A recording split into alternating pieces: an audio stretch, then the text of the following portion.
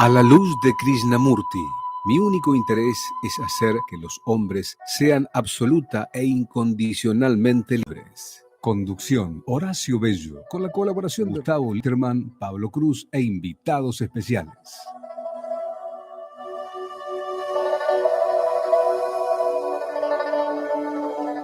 Buenas noches, amigos, amigas. Un nuevo programa de A la luz de Krishnamurti en nuestro nuevo ciclo 2023, empezando el programa y ocupando las sillas tanto Pablo como nuestra invitada que ahora les presentaré, con la que vamos a tratar varios temas que creemos interesantes y seguramente luego también con Gustavo compartiremos algunas de las reflexiones que hacemos. Así que los saludo primero a Pablo. ¿Qué tal? ¿Cómo andás? Buenas noches a todos. ¿Cómo estás, Horacio? Y a nuestra amiga invitada Juliana Flores. ¿Cómo andás? Hola, Horacio. Hola a todos. Bueno, acércate bien al... Acomódatelo, si a tu gusto. Y yo no soy el más indicado para indicar esto porque siempre me censuran que no me acerco bien al micrófono, pero la idea es estar recto al micrófono para que la voz no se pierda. Muy bien. Bueno, como estaba diciendo, hoy tenemos una invitada con la que vamos a compartir nuestras reflexiones. Tratamos en los últimos tiempos de intensificar el vínculo con personas que no estén en el staff regular, porque queremos enriquecer justamente la visión desde perspectivas distintas, de distintas experiencias, distintas formaciones, distintas disciplinas, y que no sean necesariamente personas que estén vinculadas a la enseñanza de Krishnamurti. Así que como primer paso, le vamos a preguntar a nuestra amiga invitada, que es colombiana, ¿no es cierto? Sí. ¿Qué es lo que a vos te acerca a un programa como este y a cualquier inquietud que tenga que ver con el campo espiritual? Un poco como introducción y después que estén los motores calientes vamos a ir desarrollando los temas más específicos. Ok, bueno, yo siento el impulso de ser y ese impulso me lleva a encontrarme con espacios en los que puedo expandir la experiencia de ser. Entonces, al escuchar del programa, sentí ese impulso. Es un espacio en el que se puede expandir y compartir lo que desde mi lugar significa ser, estar siendo una humana en este momento. Eso es lo que sentí como impulso y como propuesta de la vida al escuchar que existía el programa y que existía la posibilidad de compartir un rato.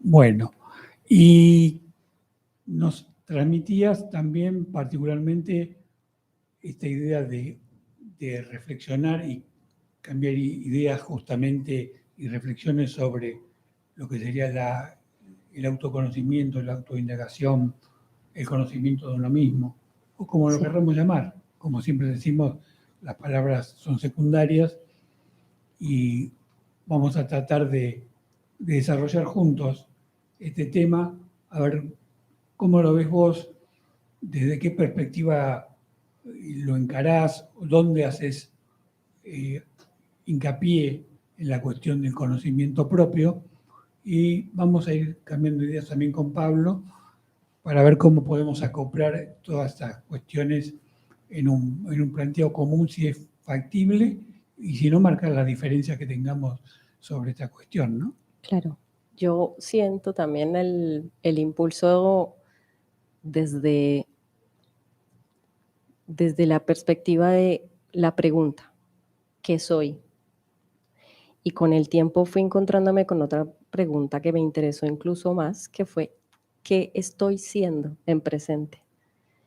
Y descubrí que como herramienta la autoindagación fue la que hasta ahora más me aproximó a encontrar esa respuesta.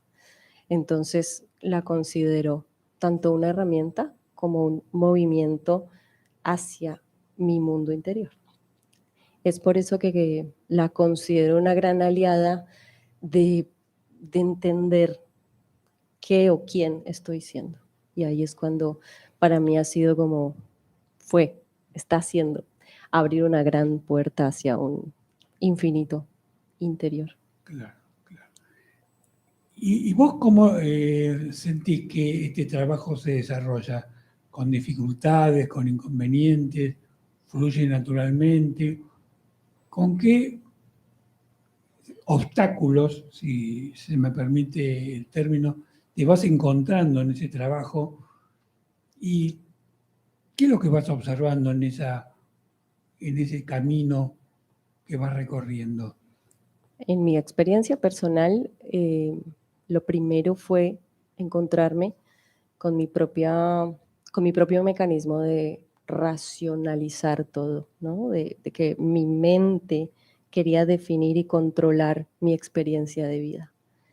Y allí fue como entrar a observar a la mente y entender que la mente no era todo lo que yo era un ser más allá de tener una mente que como herramienta me estaba sirviendo para poder observar.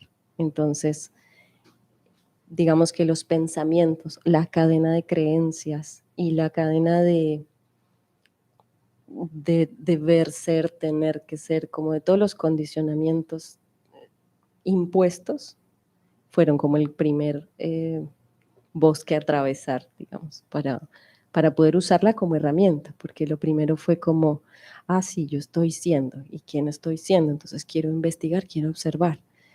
Pero ahí empezaron a saltar las alertas de, no, pero yo tenía que ser tal o cual, impuesto por, ¿sí? Entonces, quitar muchas de esas velos, tumbar toda la estructura de lo que ya supuestamente tenía que ser, quien yo era, fue una gran primera barrera, digamos. Si bien lo experimenté como, podríamos nombrarlo como una dificultad, después también fue entenderlo, ¿no? Solamente es algo que está allí, pero no quiere decir que sea ni definitivo ni inamovible.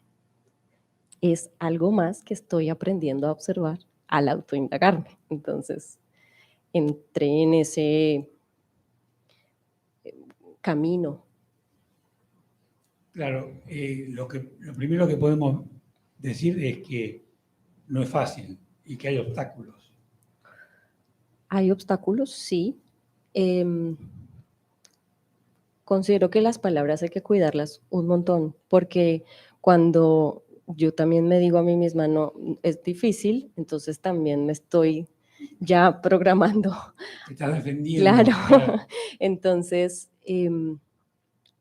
podríamos decir que más que dificultad, sí resultó más complejo de lo que en un principio no se puede proponer.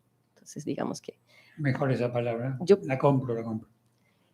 a mí muchas veces me ha resultado mucho más efectivo entender que algo es complejo en lugar de difícil. Sí, creería que.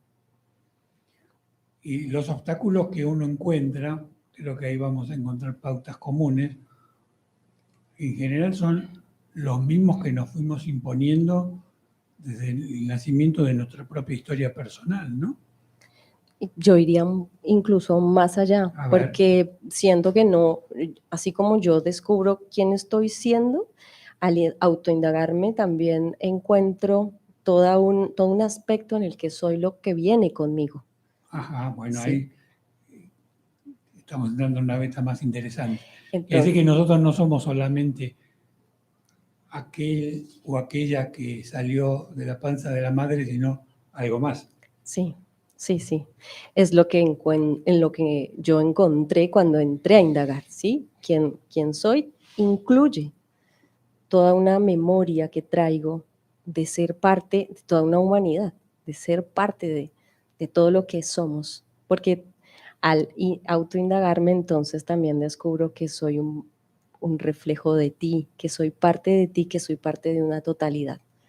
Y como parte de una totalidad que me reconozco, entiendo que la memoria atañe a lo que somos como totalidad. Entonces no es solo lo que yo experimenté desde que en esta ocasión que estoy viviendo esta vida, tengo como recuerdo, sino todo lo que viene conmigo por ser humana. Considero importantísimo entender que hace parte de lo que somos. A veces lo llamamos intuición, el concebido no sé por qué, pero lo sé. Cuando te dicen, pero ¿por qué lograste reaccionar así? Que casi siempre ocurre en circunstancias muy complejas o en situaciones en las que si no es de la mano de la intuición no lograríamos reaccionar de tal o cual manera. Hay toda una cantidad inmensa de memoria y de capacidad que viene con nosotros. La memoria de la humanidad misma, ¿no? De la humanidad misma. Vos sabés que nosotros siempre privilegiamos la espontaneidad cuando hacemos el programa en particular, porque sentimos que la espontaneidad es una fuente de cualidades que muy pocas veces están cuando las cosas se programan. En la programación y en el ordenamiento hay cierta sistematización, pero se pierde la frescura que trae aquello que vos decís que es un poco misterioso, que viene no se sabe de dónde, pero que viene y que te alimenta y que te hace ver las cosas de una manera más fresca, más espontánea y que nos sorprende a nosotros mismos porque tampoco sabemos muy bien de dónde viene. Que lo decimos, pero no sabemos quién lo puso en la cabeza nuestra, ¿no? Bueno, un gran movimiento es entender que es todo eso que también somos y que cuando nos habilitamos a dejar que sea en nosotros, encontramos un universo inmenso de todo lo que somos como seres humanos. Porque lo otro era solo la mente. El que programa, el que se acuerda, el que hace la lista es ese aspecto mental. Y luego está todo nuestro ser, que es toda nuestra conciencia, que puede espontáneamente traer lo que está para ser experimentado en cada momento, en cada instante presente. A veces me surge la idea de que somos una compleja madeja de cosas indeterminadas e indefinidas y a veces interminables, con un pequeño ego que se ocupa de organizar todo creyendo desde su ignorancia que todo lo que él organiza es todo lo que hay. Entonces, en ese conflicto es que sufrimos, porque ese ego permanentemente se enfrenta, se confronta y se choca con una realidad que lo desborda. Sí, yo entendería que tiene una capacidad muy limitada para comprender, sobre todo para aceptar y para fluir, porque el ego necesita una secuencia de explicaciones, necesita como razones para existir, por qué, para qué, cómo. Y se distancia mucho de la paz de experimentar ser, de la experiencia en sí, de lo que se está viviendo, porque yo me pierdo de vivir plenamente la vida si constantemente estoy buscando una razón para vivirla. Claro. ¿Sí? Un poco creo que por ahí es que el ego es como que se muerde la cola un poco. Claro. Y yo agregaría también, y eso por ahí lo podemos también compartir, que muchas personas no creen que existe esa cualidad de autoobservarse, es decir, de mirar como desde afuera, para hacer una figura, lo que somos, porque la mayoría cree que hay una unidad, que uno es y no se puede separar en un acto de observación como si tuviese acá Horacio y acá un foco que mira. Y yo creo que una de las cualidades que uno puede ejercitar y desarrollar es esa capacidad de autoobservación como desde afuera. Y en ese cómo desde afuera uno puede ser más humilde, más comprensivo, menos exigente y ver que no se desintegra por el fracaso de algún proyecto, sino que uno está más allá del resultado de una circunstancia fortuita, ¿no? Y yo entendería que desde ese punto de vista somos plenamente humanos. Es como la plenitud del ser. En alguna ocasión vi un video en el que un maestro llevaba a la persona a la que estaba hablando a observar, porque esta persona decía, no, pero es que yo siento angustia, estoy preocupada. Y le decía, pero ¿quién es el que se está dando cuenta que hay angustia? Claro, No, pero ¿quién es el que puede observar que hay un yo que siente angustia? Ve más allá, eleva tu mirada. Ese que es capaz de sentir. No juzgues el sentir, no le busques explicación a lo que estás sintiendo. Siéntete, soy el sentidor, claro, soy el y pensador. observa el sentimiento que se está produciendo. Tratar de tomar contacto con ese sentimiento que a veces lo dejas pasar. Es que más allá de lo que se está sintiendo, está la capacidad de sentir. Claro, bueno, pero la capacidad de sentir se ejercita, se desarrolla, se estimula, o la tenemos y no la descubrimos. Se experimenta, se reconoce.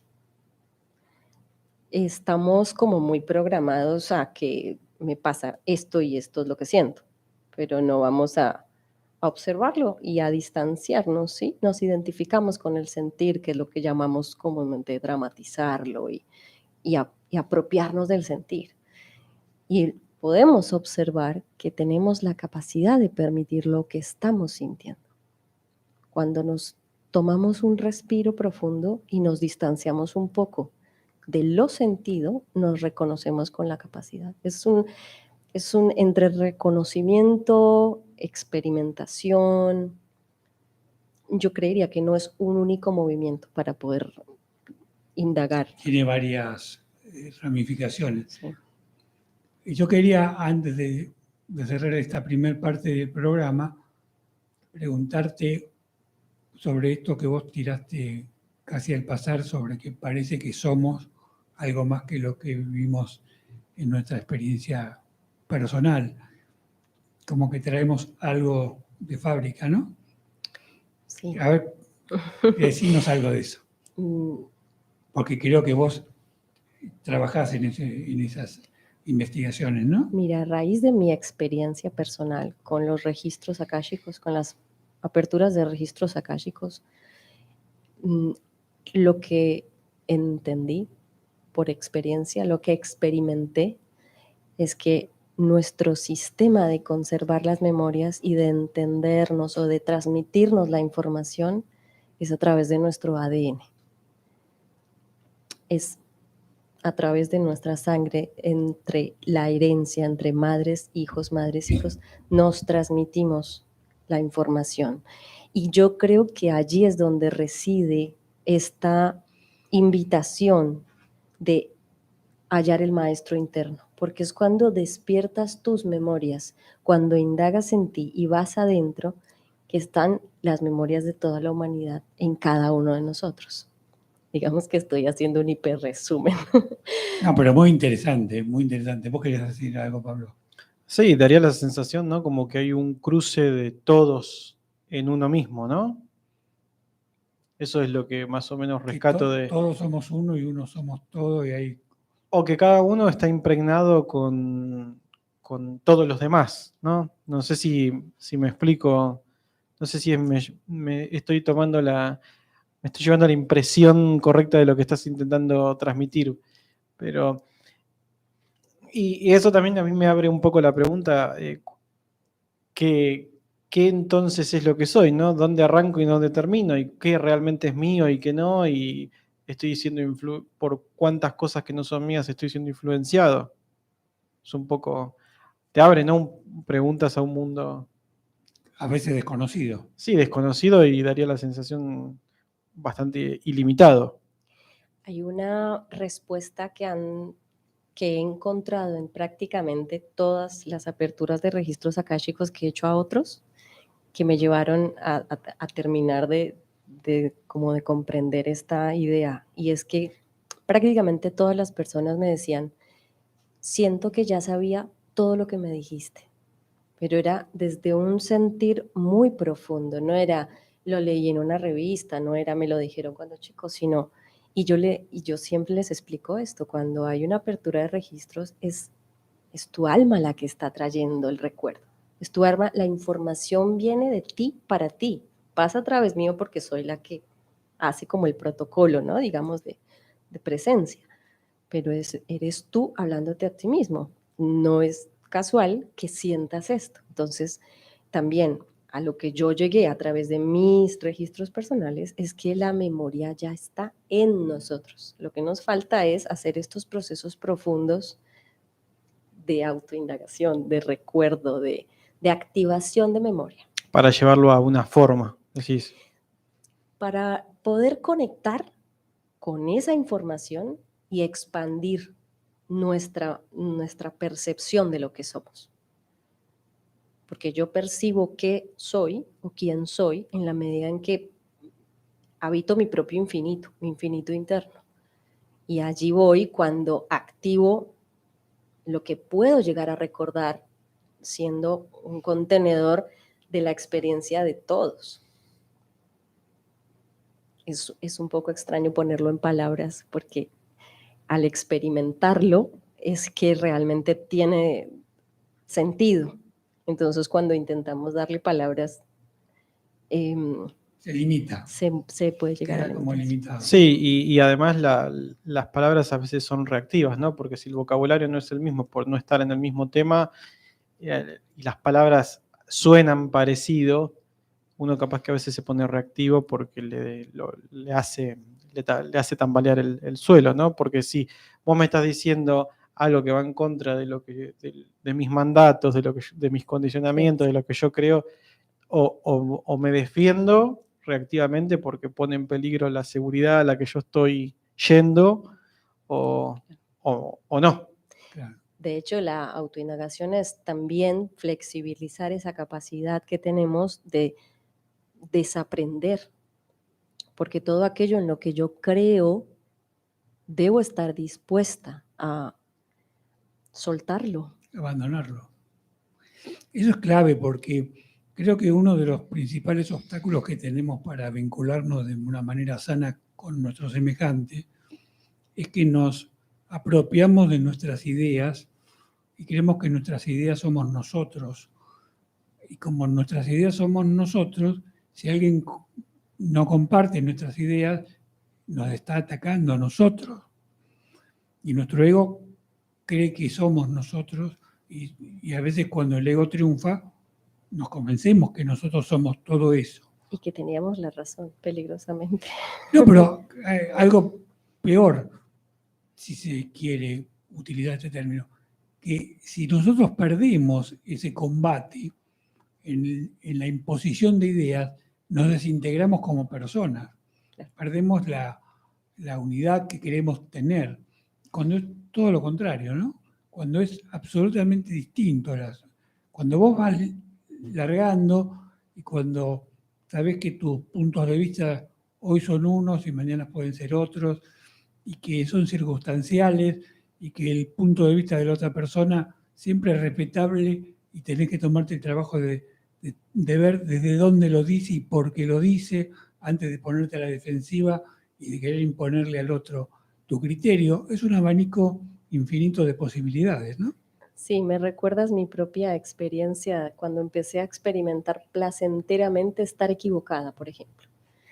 Aprendí a disfrutarlo profundamente porque cada una de las veces que descubrí estar equivocada era todo un universo nuevo. Era toda una propuesta de la vida de conocer zonas propias y ajenas que antes no había visto y que si antes seguía creyendo que yo ya sabía cómo era, entonces me la perdía. Claro, claro. Y vos fíjate que yo le agregaría un elemento a esto de estar equivocado, porque uno tiene que ver cuando se equivoca, pero también no juzgarse por la equivocación. Ahí hay un doble juego de observación y de no juzgamiento. La palabra juzgar es muy autolimitante, ¿no? Y muy autocondenatoria. Sí, de hecho creo que es uno de los grandes conflictos que nos limita muchísimo en la autoindagación, en el crecimiento personal, porque tendemos a juzgar en general lo que sentimos, las acciones, las percepciones, las creencias. Entonces, las limitamos en ese mismo momento, los queremos meter como en cajitas. Claro. Tienen que ser acá. Y no, pero muchas veces me encuentro con la frase, no puedo sentir eso. No, pero yo ¿cómo me voy a sentir así? Si ya te estás Y sintiendo te así. sentís, por más que lo Ya digas, está. es un absurdo, pero Ya está ocurre. haciendo así. Bueno, ahora seguidamente vamos a escuchar un audio de nuestra amiga Edith Gross, que gentilmente Nicolás va a poner en su primera parte al aire, que tiene que ver con esto. Y yo le pedí que hagamos un impasse en la mitad del texto, porque creo que nos va a ayudar, si se me permite la palabra, a darle una vuelta de tuerca a esta cuestión que estamos planteando de la autoindagación, el autoconocimiento. Así que, Nico, escuchamos. Hemos seleccionado el siguiente tema del libro del autor porque estimamos central comprender la importancia de la atención en nuestras conductas cotidianas. La mente mecánica y por añadidura nuestros condicionamientos son ambos poderosos y debemos advertirlo.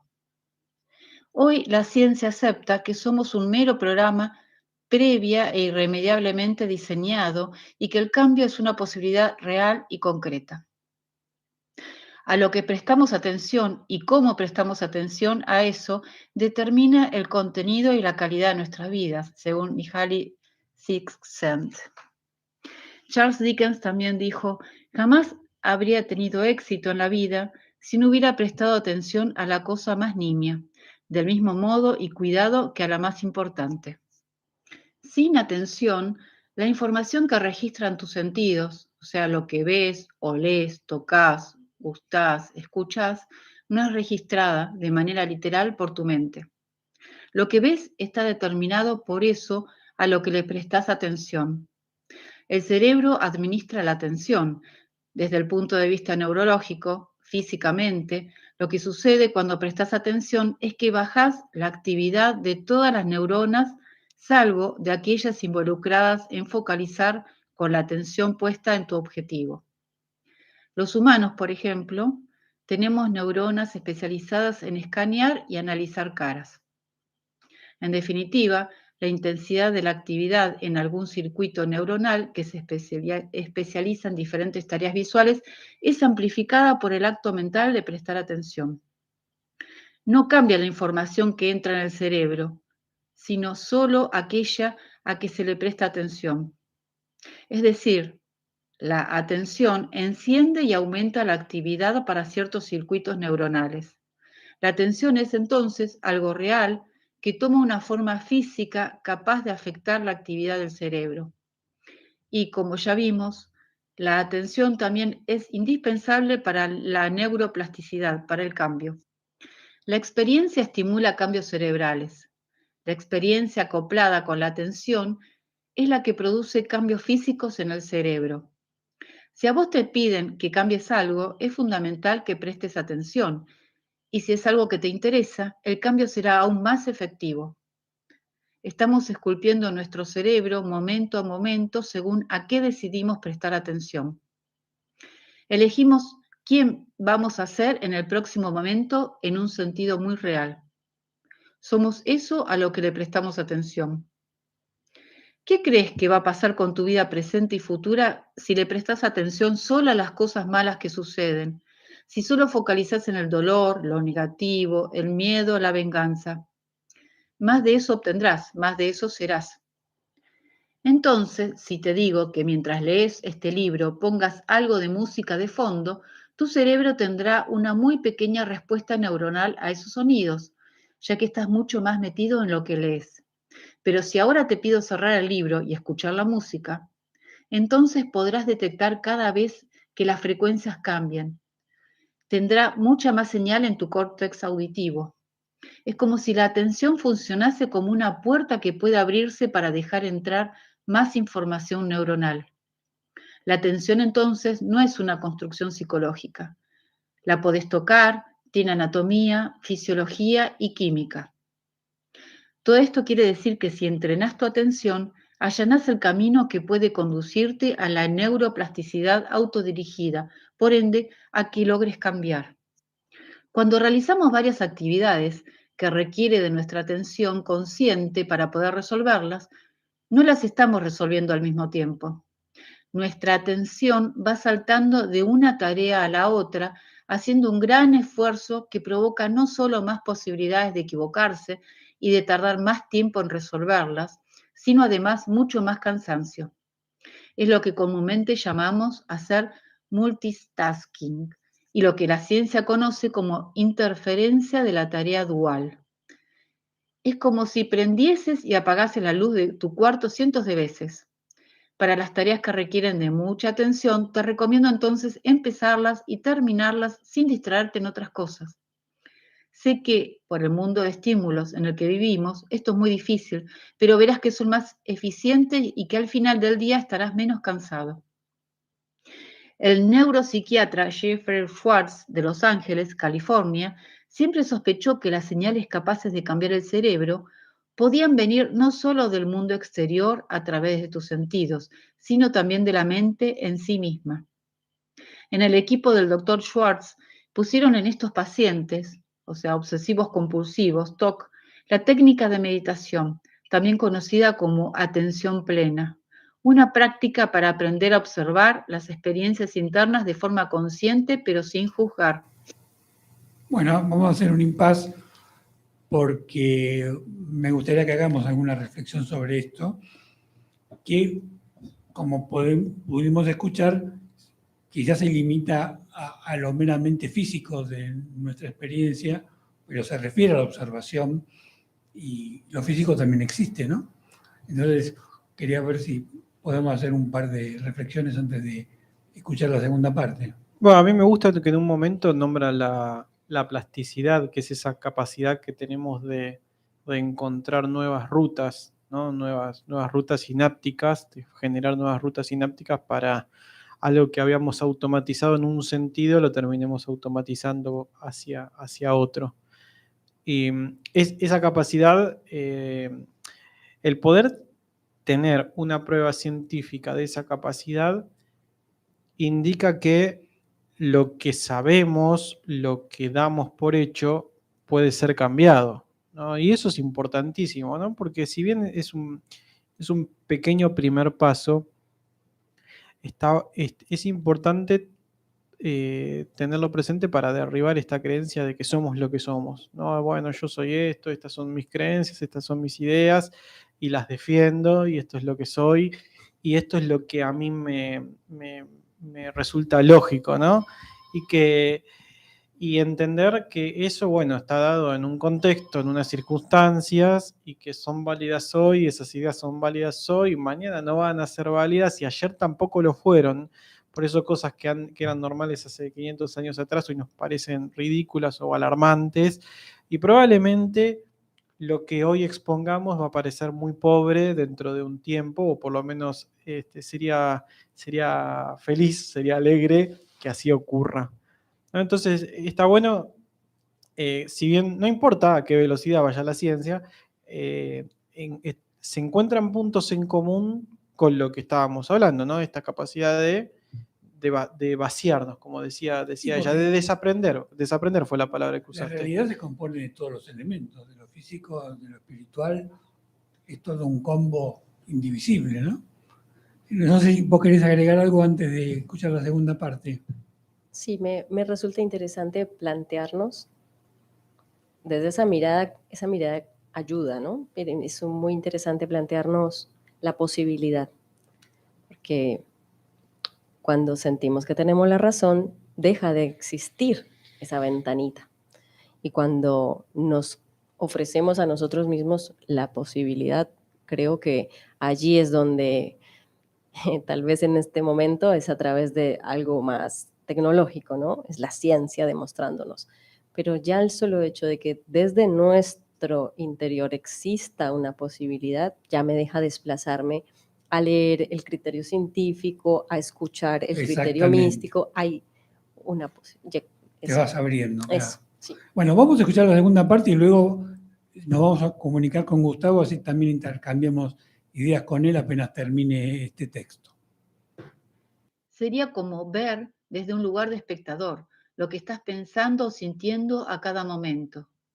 La técnica de atención plena se refiere, por ejemplo, a que puedas y quieras observar, ser consciente de tu propio estrés y sufrimiento y a su vez que estés presente con ellos, tanto si es incómodo o te pone triste o doloroso.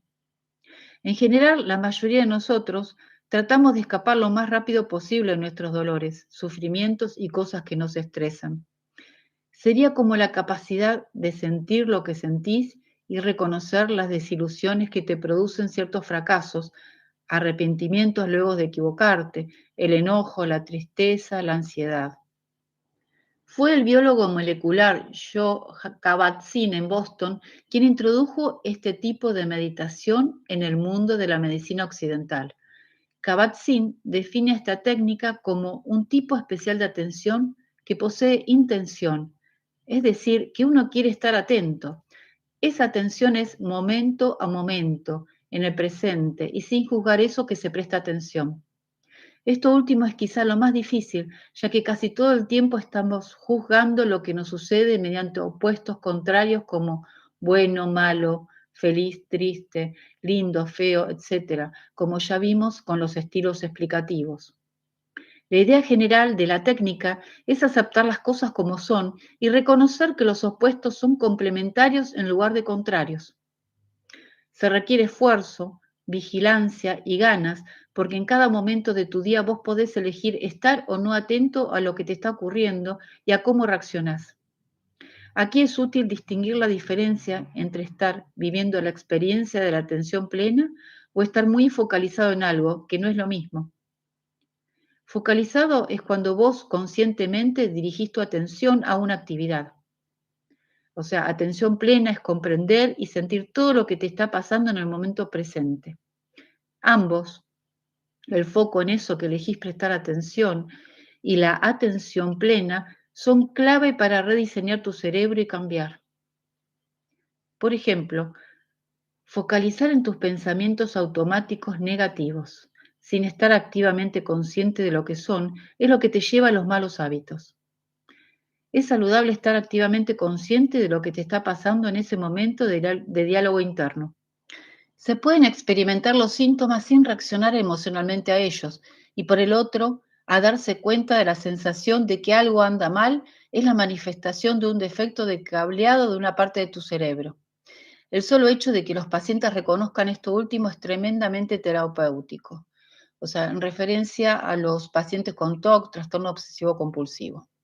La atención hace cambiar a los cerebros. La acción mental de cambiar la atención de pensamientos intrusivos, o sea, obsesiones, en otros pensamientos más racionales y positivos, cambió la química cerebral de esos pacientes. Una vez más, la mente puede cambiar al cerebro. Al hacer esto, o sea, prestar atención plena, se inicia el proceso de neuroplasticidad autodirigida, es decir, se construyen nuevos circuitos neuronales y nuevas conexiones entre neuronas del cerebro. Tu cerebro se reesculpe y cambia. Cuanto mayor densidad de atención, mayor la neuroplasticidad, mayor el cambio. La biología no es tu destino. No estás predestinado a vivir una vida dada por tu genética. Tenés la habilidad de sobreponerte a muchos de los que pueden ser obstáculos que heredaste o influenciar la manera en que tu cerebro y tu cuerpo funcionan. Para tener éxito no servirán tácticas de miedo, o sea, no debo fumar porque produce cáncer, sino una conciencia y atención profunda sobre el hecho de que para sobreponerse a estos circuitos neuronales automáticos llevará una increíble paciencia, esfuerzo y dedicación. Claramente no será fácil, ya que para alterar o cambiar viejos comportamientos, fundamentalmente debes modificar muchas de las elecciones que haces cada minuto de tu vida. Además, tendrás que luchar con la poderosa biología que hay detrás de tus comportamientos habituales, aquellos que actúan de manera automática y súper eficiente por fuera del alcance de tu conciencia. Ya sabes que la ruta que elijas deberás transitarla en repetidas ocasiones, experiencias y con dedicada atención al cambio. Bueno, muchas gracias. Creo que está Gustavo del otro lado de la línea. ¿Qué tal, Gustavo? ¿Cómo andás? ¿Qué tal? ¿Cómo andan? ¿Cómo está Colombia? Hola. Aquí estamos, presente. Nosotros tenemos 2 colombianos en el equipo, así que tenemos que hacer buena letra a ver si por lo menos uno se recupera, ¿no, Gustavito? Sí, Bueno, no, pero esperá. sí, dale, Vamos a empezar por acá. dale. Las personas que están escuchando Sí, este programa ahora, sí. pienso que se tienen que dar cuenta rápidamente entre lo que es un producto genuino, un producto que parte de la profundidad del silencio, como el que mostró nuestra amiga en la primera media hora, y después todo un sinnúmero de palabras, que es una lectura, y que por más que tenga un basamento racional interesante, no deja de ser algo frío, porque es algo que está surgiendo del pensamiento hacia afuera, y no como se expresaba en la primera parte del programa, nuestra invitada, hacia adentro, hacia ese infinito interior, creo que fueron sus palabras, a ese silencio. Entonces ahí nos damos cuenta que hay algo humano, que es mucho más trascendente que lo racional. Y ahí nos damos cuenta también que el pensamiento tiene una limitación. En cambio, esto otro, que tan bien expresaba en los primeros minutos, no me acuerdo el nombre, sabe que soy muy malo para los nombres, de nuestra amiga. Edith Gross. ¿Cómo? Edith Gross. Edith, Edith. Lo que expresaba Edith, esa sensación que nos transforma en humanos con mayúscula. Ese es el punto. A mí me gustaría seguir escuchándola porque es la primera vez que escucho un programa con una sonrisa, con una alegría, porque es ese producto genuino, como dije antes, que viene de lo profundo.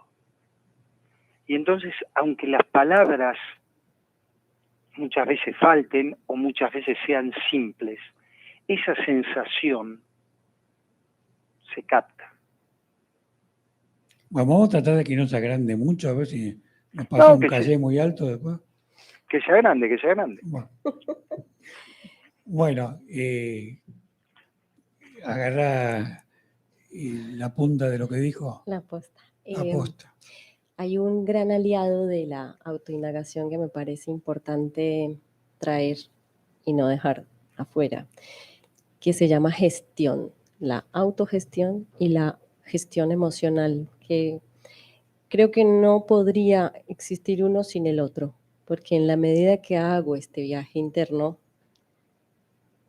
viendo que un poco estuvimos hablando de no juzgar los sentidos, es muy importante que vayan de la mano, aprender a gestionar ese descubrimiento también, porque voy adentro mío, me descubro, y luego salgo disparado a no ser responsable con eso que estoy descubriendo. Vos sabés que la otra vez cuando estábamos hablando con Dor, justamente Gustavo hacía hincapié en esto de acompañar luego de que ocurre, porque de repente vos ves todo o entras en un mundo que hasta ese momento te era desconocido y no sabes cómo administrarlo, ¿no?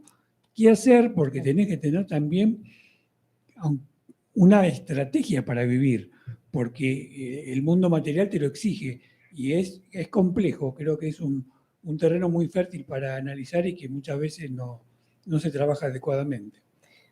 De la mano de ese descubrimiento viene una gran responsabilidad. Yo la experimento deliciosamente porque siento que es cuando estamos siendo auténticamente que realmente podemos comunicarnos, conectarnos, crecer, pero sí, nos debemos responsabilizar.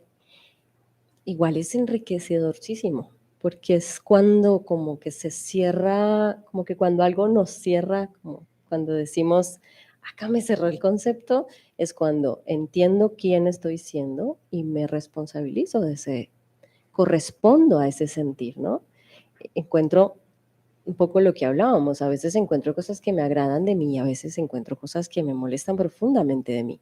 Y me debo responsabilizar de las dos. De las dos, de todas. Entonces, hay algo en lo que casi que yo pensaría que podemos relajarnos y es en saber que somos los responsables de nuestra propia existencia. Entonces yo encuentro quién soy, me permito sentir quién soy y me hago responsable de mi experiencia de vida. Es un conjunto que es hermoso. Yo lo llamo hermoso porque lo experimento desde ese lugar, pero entiendo que no siempre estamos experimentando sensaciones o emociones que tengamos registradas como agradables. Claro, justo ¿Sí? sacaste la palabra de la boca, agradable. Yo siempre digo que la vida no es ni hermosa ni fea, es interesante, ¿no? A mí me gusta esa palabra porque nos saca del canon tradicional que tendemos a establecer de esa bipolaridad un poco superficial. Lo interesante tiene que ver con el misterio, con lo majestuoso y con lo impredecible, ¿no?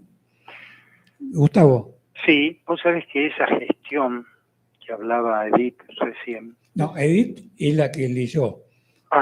No, por eso, yo estaba hablando Ah, de mi amiga Colombia. entonces, ¿Cómo se llama? Juliana. Juliana. Viste, me pasas el nombre equivocado. No, Bueno, pasa es que entonces, todo lo que mal dije la antes de pregunta. Edith, todo lo que dije antes de Edith es Que lo Juliana. devuelva, que lo Y devuelva. ahora vuelvo Edith, a Juliana. devolve Hacemos todo eso. transferencia. No, lo interesante en esto que hablaba Edith de gestión. Juliana. Juliana, y dame. Te dije Ya, que ya le quedó grabado. que tomara la pastilla temprano porque tarda 2 horas en hacerte efecto. No me hizo efecto. Bueno, lo que decía Juliana, vos sabés que es casi un sentido. Es un sentido que va de adentro hacia afuera. No es un sentido como los 5 habituales que estamos acostumbrados a tener que traen información de afuera hacia adentro, sino que esto es un sentido que se desarrolla de adentro hacia afuera. Porque todo lo que uno capta en esa interioridad, en esa vastedad, y que es tan difícil de definir, porque cuando uno aplica una palabra, define, y cuando define deja más afuera que adentro en la definición. Excluye. Claro, pero esta gestión de ese infinito interior, como antes dijo Juliana, ahí anduve lúcido. Te lo anotaste, decir la verdad, lo anotaste en un papelito. Ese infinito nos lleva, cuando esta gestión va hacia afuera, nos coloca en un lugar justamente que las definiciones desaparecen, los me gusta, no me gustan desaparecen, porque justamente entiendo que en esta alegría que hablaba Juliana está ese disfrute de eso integral que es la vida, de eso integral que es la vida. Ya no está ese yo de Gustavo limitante, esto, lo otro, esto, los moldes que hablaban en la primera parte del programa, esos moldes que casi exigen un orden, pero esta vida no es ni orden ni caos, sino que es un movimiento, es el propio movimiento de la conciencia, de una conciencia que desde el silencio es absolutamente abarcante, absolutamente expansiva, y no queda detenida en me fue bien, me fue mal, estoy alegre, estoy triste. No, eso, como dijo Julián, la primera mitad es de Horacio, de Pablo, de Juliana, de Gustavo. No, eso no. Esto otro es otra cosa, superior, pero no superior desde lo que se cataloga, sino de donde se siente. Por eso decía la diferencia, que espero que los oyentes puedan haber sentido, entre un texto leído y esto que es vivido. Claro, que que aparece, ¿no? Que apareció circunstancialmente, se arrancó con ese tema, podrían haber arrancado con otro, pero esa sensación de infinitud hubiese estado, no importa el tema, y ahí está la cosa. Esa sensación, como antes dijo Juliana, que hay en esa, no lo que se atiende, sino en esa capacidad de atender, ¿no? Ahí está la cosa, ahí está la cosa. Yo lo experimento y lo entiendo en mí misma como la transparencia de ser. Claro. En el inmediato y en ese estado de presencia, en esa atención plena de quien estoy siendo en tiempo presente, en esa transparencia es cuando puedo atender en lo sentido y entonces lo puedo gestionar, porque lo reconozco y lo vivo en estado presente. Ahí es donde yo lo entiendo como la transparencia, como la honestidad brutal, digamos. Fíjate que es como una marea. Claro. Los sentidos te traerán desde afuera la información que adentro se alquimiza y sale, ¿no? Es como una ola. Claro, llega a la orilla. Ese adentro y afuera también es medio convencional, ¿no? No.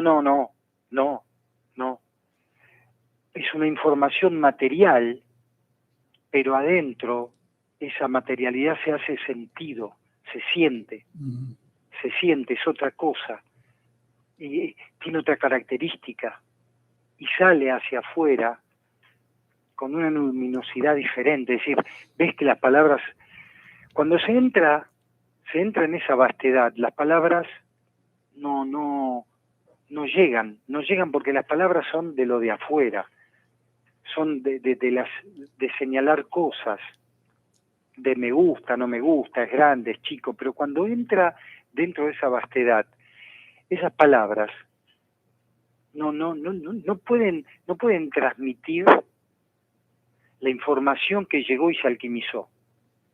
Cuando lo hacemos carne, cuando decirlo, lo volvemos parte nuestra, ¿no? Hay un montón de definiciones. Hay una palabra. Internalizar. Internalizamos cuando lo hacemos carne, y para mí es cuando lo experimentamos, ¿no? Y ahí está, porque la información puede llegar desde la personalidad, pero es lo que hiciste tanto hincapié en la primera media hora. Llegan y se encuentran con el ser, y se transforman. Sí. Bueno,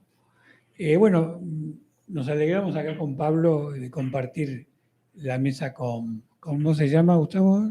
Juliana. Vamos. Y seguramente vamos a tener una segunda y una tercera reunión donde vamos a tocar temas tan interesantes como este que hemos hecho como introducción, ¿no? Especialmente por ahí hablamos un poquito más de los registros akáshicos, de cómo es esa milonga, y nos desasnace un poco de esas cuestiones en un futuro programa. Pero yo quería, cerrando un poquito, aunque le voy a dar la palabra a nuestra invitada antes de irnos,